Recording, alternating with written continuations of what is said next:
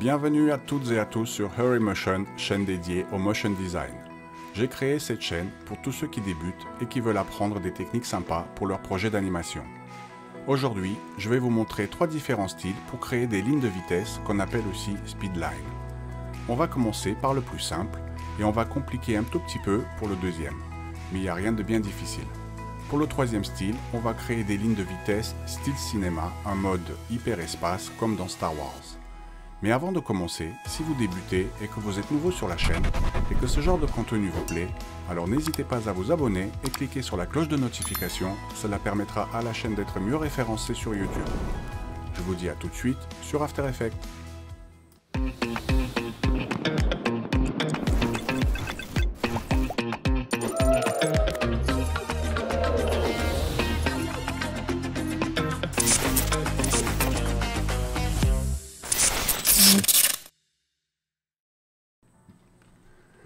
Bien, on se retrouve sur After Effects, donc on va commencer par la première méthode. On va tout de suite commencer par créer une nouvelle composition, 1920 par 1080, avec une cadence de 25 images par seconde, et 5 secondes, ça suffit largement. Et puis on va l'appeler, je sais pas, rendu final. On clique sur OK. CTRL Y pour créer un nouveau solide. On va le mettre en noir. On clique sur OK et on va l'appeler Speedline. Et on clique sur OK. Donc ça, c'est la méthode la plus simple. Après, on va faire la même chose, mais on va l'améliorer. Donc pour cela, on va créer un effet qui s'appelle bruit fractal. En bruit fractal, le type fractal et le type de bruit, on laisse tel quel, en simple et en linéaire flou. On va juste augmenter les contrastes vers 2500 et la luminosité à 300. Comme ceci. On déroule transformation, on décoche échelle uniforme et on va faire une largeur de 20 avec une hauteur de 4000. Boum. Et on a des jolis traits. Pour l'instant, ils ne sont pas animés. On va faire un décalage de turbulence. On se met au début de la timeline. On clique sur la petite horloge, pardon, ici. Et on réduit un petit peu. Et on va tout simplement, pardon, jouer sur le Y. Donc on va l'augmenter comme ceci. On se met à la fin. Et on redescend comme cela. Et là, on se retrouve avec des lignes qui sont tout simplement animées. On peut rajouter une petite évolution aussi. En maintenant Alt gauche, clic, petit chronomètre, et on fait une petite expression. Time, par exemple, moins 200. Et voilà, notre effet, il est terminé pour la version simple. Une fois que ça c'est fait, ce que vous faites un clic droit précomposé, vous l'appelez Speedline. Speedline. Vous transférez tout et vous cliquez sur OK. Maintenant, il n'y a plus qu'à rajouter un effet qui s'appelle coordonnées polaires, qui est ici. Vous passez en rectangle polaire et vous mettez à 100%. Vous n'avez plus qu'à jouer sur l'échelle, vous l'augmentez et vous avez votre ligne de vitesse. Alors ce qu'on peut faire maintenant, c'est faire un petit fondu dans le noir ici, c'est-à-dire que ça fasse comme un trou. Seulement, on ne peut pas créer un masque directement sur cette composition là, parce que vous allez comprendre. Si je fais ici un masque, alors faites attention, il faut bien cliquer sur le calque, parce que là, j'ai pas cliqué dessus, j'ai créé un calque de forme. On clique bien dessus, on se met là, et si je crée un masque, vous voyez, il se passe pas grand chose. Pourquoi? Tout simplement, je vais l'effacer, parce qu'en réalité, l'image elle est ronde, parce que justement, on a fait ses coordonnées. Vous voyez, ce qu'il faut faire pour que ça fonctionne, vous recliquez, clic droit, vous reprécomposez une deuxième fois. Là, on va l'appeler Speedline Mask. Vous cliquez sur OK. Et là, maintenant, vous pouvez largement faire votre masque. Vous mettez au milieu, vous appuyez CTRL, SHIFT et ALT gauche en même temps. Vous maintenez, comme ça, vous faites un cercle à partir du milieu. Et là, vous avez votre masque qui est fait. Dans le masque, vous le déroulez. Et là, vous avez addition, vous le faites soustraction. Ou bien, si vous laissez sur addition, vous faites inverser, ce qui est exactement la même chose. Vous n'avez plus qu'à jouer sur le contour progressif, avec la touche F, ou avec le menu déroulé. Il n'y a plus qu'à augmenter. Vous pouvez augmenter également l'expansion du masque. Et rejouer un peu sur le contour progressif. Comme ça, ça vous donne un effet de profondeur. Maintenant, une fois que vous avez fait ça, vous n'avez plus qu'à pouvoir colorer, faire ce que vous voulez. Par exemple, vous pouvez utiliser de chez Video Copilot, c'est un petit plugin qui est gratuit aussi qui s'appelle VC Color Vibrance. Vous choisissez une couleur, par exemple un bleu, enfin ce que vous voulez en fait. Et vous pouvez jouer dessus.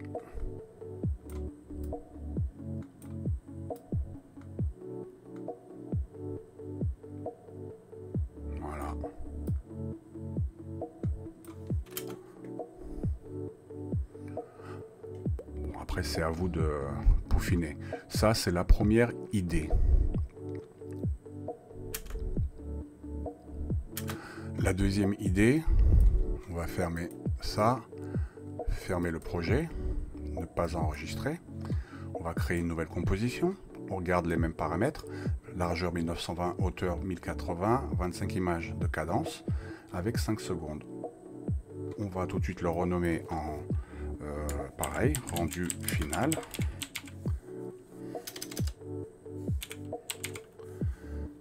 On clique OK. Alors, maintenant, on va faire à peu près la même chose, mais on va compliquer l'affaire. Donc déjà, ce qu'on va faire, CTRL Y pour créer un solide, on va créer un fond, donc un background. On clique sur OK. On va tout de suite, pour le premier effet, utiliser une gamme de dégradés. Cette gamme de dégradés, je vais par exemple prendre, allez, on va jouer cette fois-ci sur quelque chose rouge ici comme ceci et un truc un peu plus foncé par là. Un peu plus, voilà. On va le mettre, oui, on va le mettre peut-être en radial et on va comme ceci, on va juste le baisser un peu au milieu. On va augmenter la dispersion, on va dire vers 200, 250, histoire de le rendre un peu plus lisse. Et ça ira très bien pour le moment. On va dupliquer ce calque, CTRL D, on va le renommer en, cette fois-ci en lueur interne. On va tout de suite créer un masque au début, au milieu, pardon. Quelque chose comme ça. Pareil, la même erreur que tout à l'heure, j'ai pas cliqué sur le bon calque. On clique sur le bon calque, on maintient, CTRL SHIFT ALT gauche. On va faire quelque chose comme ceci. Là, on va rajouter un effet qui s'appelle remplir. Et on va prendre quelque chose comme un jaune, on va dire. Voilà. Et en cliquant sur la touche F, on va dans le contour progressif et on va l'étaler. On va éteindre ça pour voir mieux. On va un petit peu faire une expansion. Voilà. Une fois qu'on a fait ceci, on reprend le même calque, on fait un CTRL D, on le duplique à nouveau. Cette fois-ci, on a toujours le masque, hein, vous voyez, qui est là. Cette fois-ci, on efface le remplir et on va le remplacer. Ça même lui aussi, on peut peut-être l'effacer. On va l'effacer. On va juste maintenant rajouter un effet de bruit fractal. Le bruit fractal, on fait comme tout à l'heure. On met le contraste vers 2500. La luminosité, on va la mettre à 300. La transformation, on déroule et on décoche échelle uniforme. Et comme tout à l'heure, je vais jouer sur la largeur, je vais la mettre à 20 et la hauteur à 4000. On se retrouve une fois de plus avec nos lignes. Toujours pas animées, évidemment. On va tout de suite s'occuper de ça. On va jouer avec le décalage de turbulence, mais toujours en Y. Hein. Cette fois-ci, on met une clé à l'entrée de notre timeline. On réduit un peu l'image pour voir ce qu'on fait. On va augmenter sur les Y. On va à la fin et on redescend tout ça, histoire d'animer. Ça fonctionne. Donc là, ce qu'on va faire pour rendre ça beaucoup plus joli, vous voyez, nos lignes, elles sont, on va dire, noires à peu près. Nous, on va créer en fait des ombres, ce qu'on appelle des shadows en anglais. Donc on va doubler tout de suite. Alors ligne interne, on va tout de suite la renommer en ligne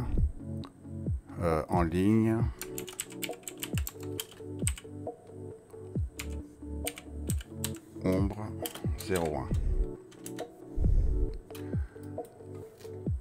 Donc on va rajouter pour ça un effet qui s'appelle CC tonnerre.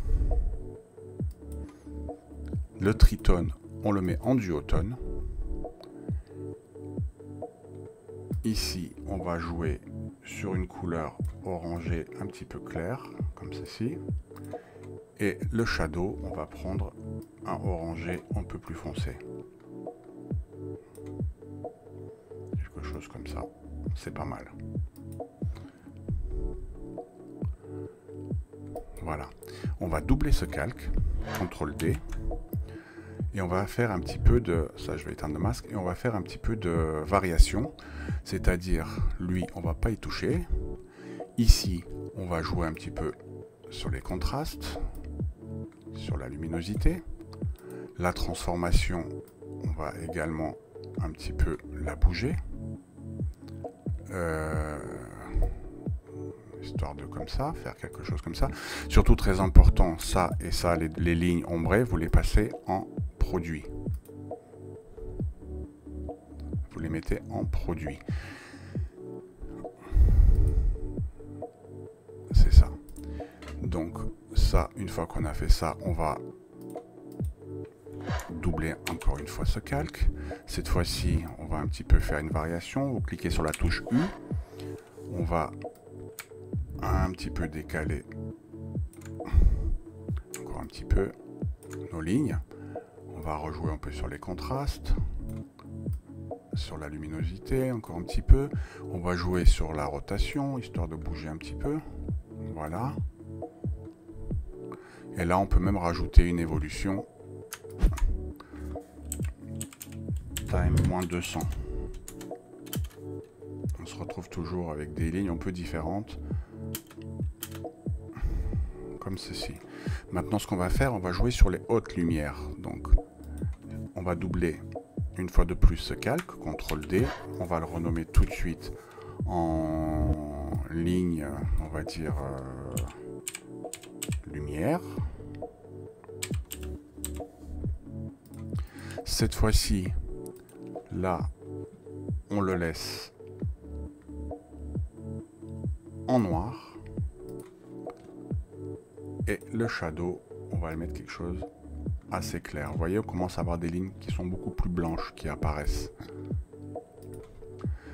On va jouer un petit peu sur la luminosité.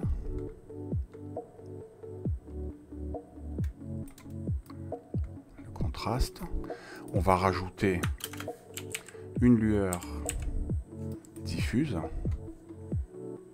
On va augmenter son intensité à 2.5. Un petit peu son rayon.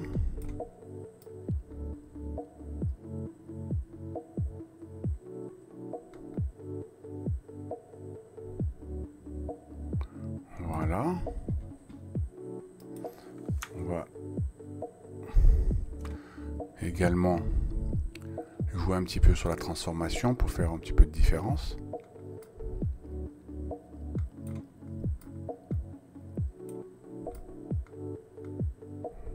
Vraiment pour faire des variations, hein, vous allez voir. Sauf que là, quand vous êtes en ligne de lumière, cette fois-ci, il faut le passer en écran. Voilà. C'est ce que j'ai oublié de faire dès le début. Vous voyez bien la différence maintenant. On va réduire encore un petit peu la largeur. On va redoubler encore une fois ce calque.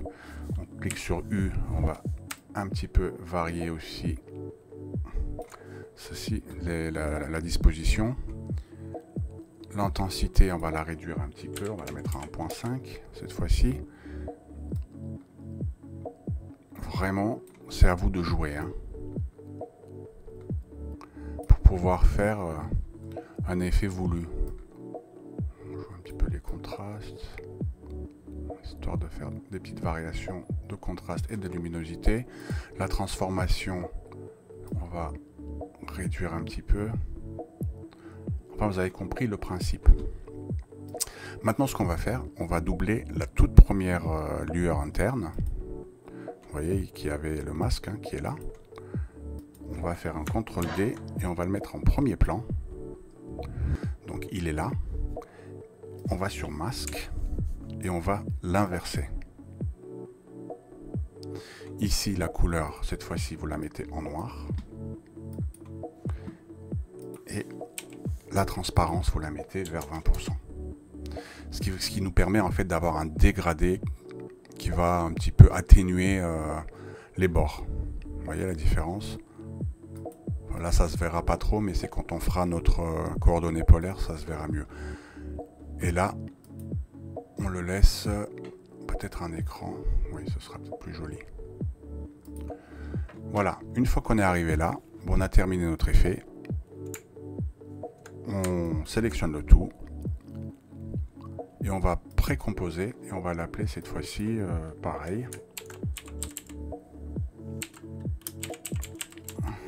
Speedline anime. On transfère tous les attributs, on clique sur OK. Arrivé ici, comme tout à l'heure, coordonnées polaires. Vous vous mettez en polaire à 100%. L'échelle, vous l'augmentez. Et là, vous voyez déjà, on a quelque chose qui est beaucoup plus joli. Avec différentes tonalités, avec des ombrages, avec des hautes lumières, des basses lumières. Enfin, pour rendre ça encore un peu plus joli, ce qu'on va créer maintenant, CTRL Y pour un nouveau solide. On va l'appeler lueur douce. On va mettre en blanc. On clique OK. On va éteindre l'œil pour bien voir ce qu'on fait. On prend le masque, on fait bien attention d'être dessus. On se met bien au milieu. CTRL SHIFT ALT, on maintient. On fait un petit masque, on rallume l'œil. F pour le contour progressif. On déroule le menu masque, expansion du masque, on va faire une petite expansion et rejouer encore sur le contour progressif. Vraiment pour faire une lueur douce. Voilà. On va refaire un CTRL Y à nouveau et on va l'appeler cette fois-ci lueur, on va dire forte. Toujours en blanc. On rééteint l'œil. Et cette fois-ci, ce qu'on fait, on se positionne toujours bien sur ce calque, on prend notre plume et on va dessiner, par exemple,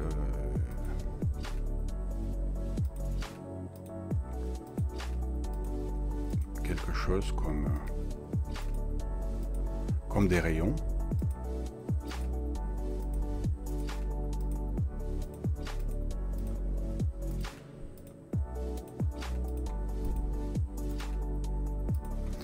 Voilà. On essaie d'arranger ça à peu près, hein, comme ceci. On reprend bien notre outil de sélection. On a notre masque qui est fait. On peut rallumer l'œil. On va dérouler le menu masque et on va animer ce tracé. Vous cliquez sur le petit chronomètre. Là, c'est du 24-25 images par seconde. Donc, Shift avec les touches avancées pour faire 10 images, plus 2. Donc, enfin, 12 images, vous avancez et vous modifiez votre masque. Vous l'animez en fait tout simplement à votre guise. Hein.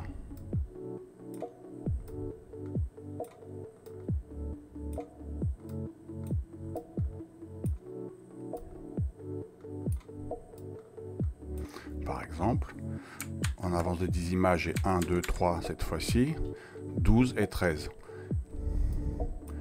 Cette fois-ci, on va ranimer par ici, on va descendre ça et on va augmenter ces deux-là. On va baisser ces deux-là, augmenter celle-là.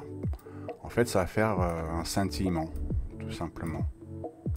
Vous allez voir. Ce n'est pas obligatoire, mais c'est toujours joli. Voilà, une fois qu'on a les trois, CTRL-C, 12 images, CTRL-V. Vous avancez là, 12 images, CTRL-V. Malheureusement, avec l'animation de tracé du masque, on ne peut pas faire une loupe. Donc ça ira comme ça. Voilà. Donc une fois que vous avez fait ça, sur cette lueur forte, vous prenez l'effet qui s'appelle CC Radial Fast Blur. Vous le mettez en Brightness. Vous le mettez à peu près dans les 90 degrés. On va fermer le tracé pour voir à peu près ce qu'on fait. Vous voyez? Et vous avez compris l'idée. Après, on peut jouer évidemment avec vers où vous voulez que ça scintille. Mais le mieux, c'est quand même de rester vers le milieu.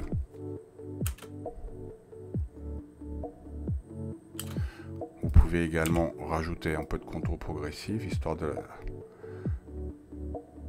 que ce soit un peu plus doux, et surtout le mettre en addition. Donc là, le contour progressif, finalement, il se verra même pas. Et là, vous avez vraiment une lueur. Voilà donc pour le deuxième effet, qui est quand même plus joli, certes un peu plus compliqué que le premier, mais quand même qui reste beaucoup plus joli à l'œil. Ça fait quand même beaucoup plus manga, plus cartoon. Voilà. On va l'enregistrer. On va l'appeler Speedline 2. Ok. Et pour notre dernier effet, on va fermer ce projet. Nouvelle composition. On reste dans les mêmes paramétrages. 25 images par seconde, 5 secondes, 1920 par 1080. Bon, je ne l'ai même pas renommé, mais c'est pas grave. Cette fois-ci, ce qu'on fait, on va créer des lignes de vitesse, mais style un peu comme dans Star Wars. C'est-à-dire, ce ne sera pas un style dessin animé, mais ce sera plus comme dans les films. Donc, CTRL-Y pour créer un nouveau solide. On le laisse en blanc. Bon, je ne vais pas le renommer. On prend un effet qui s'appelle CC Starburst. On se retrouve donc avec un champ d'étoiles. En grid spacing, on le laisse à 4. La taille, on va le mettre à 80. Le scatter, on va l'augmenter vers 500. C'est très bien. Il n'y a rien de trop. Comme ça, ça ne sert à rien d'en faire de trop ou pas assez. On va en laisser quand même, ouais, 500, c'était bien. On se met au début de la timeline. On met à 0 la vitesse. On met une clé d'entrée à 1 seconde. On passe à 5. on va dire à 3 secondes, on reste toujours, on appuie sur U pour voir notre ligne, et puis nos clés. On reclique sur le petit bouton ici pour recréer la même clé qui est ici, donc on reste toujours à 5 et on va redescendre à 0 de vitesse à la fin. Là pour l'instant, il ne se passe pas grand chose, hein. Vous voyez bien, ça avance, mais on ne voit pas nos lignes apparaître. F9 ou clic droit, assistant d'image clé. On va faire par exemple pour ici, assistant d'image clé, F9. Vous sélectionnez les deux images clés, vous appuyez sur le bouton ici pour ouvrir l'éditeur graphique. Donc ça va démarrer doucement. Donc on fait la courbe comme ceci, elle va démarrer doucement, arriver à la pleine vitesse et arriver à la fin, elle va diminuer tout doucement. Donc on se retrouve avec quelque chose comme ça. Ça démarre, pleine vitesse et ça ralentit. Voilà. Donc maintenant pour faire notre effet d'étoile, de ligne de vitesse, on va rajouter un autre effet qui s'appelle Echo. Pour l'intervalle de seconde, vous mettez 0,001. Nombre d'échos, vous mettez à 60. Et voilà, le tour est joué. On fait une prévisualisation.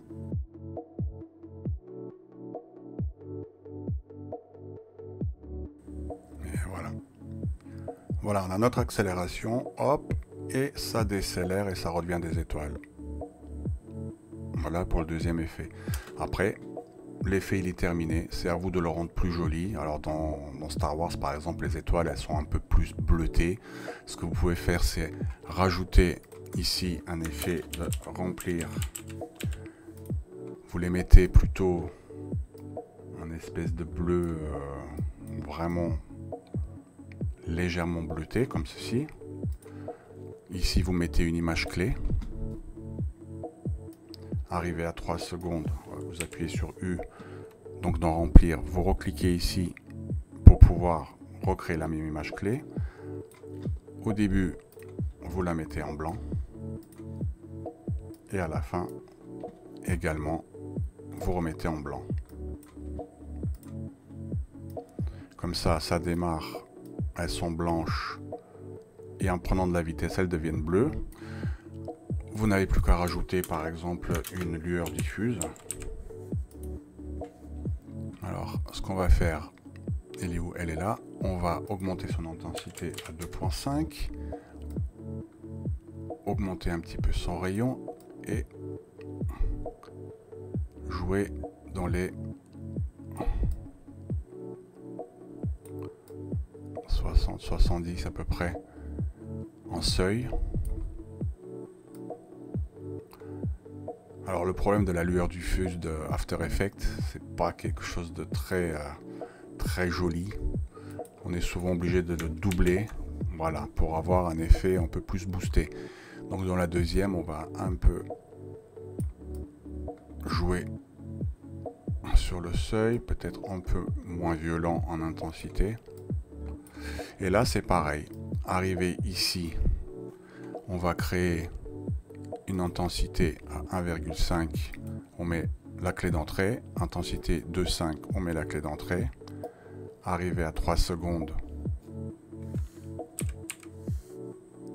on remet dans les lueurs diffuses nos clés pour spécifier que ça garde sur toute la durée cette intensité là, et arrivé à la fin, on passe à 0, et on passe à 0. Et pareil pour le début. 0, 0. Ici, j'ai même pas besoin de jouer avec de lissage de vitesse puisque de toute façon, ça se verra même pas. Et là, vous allez voir.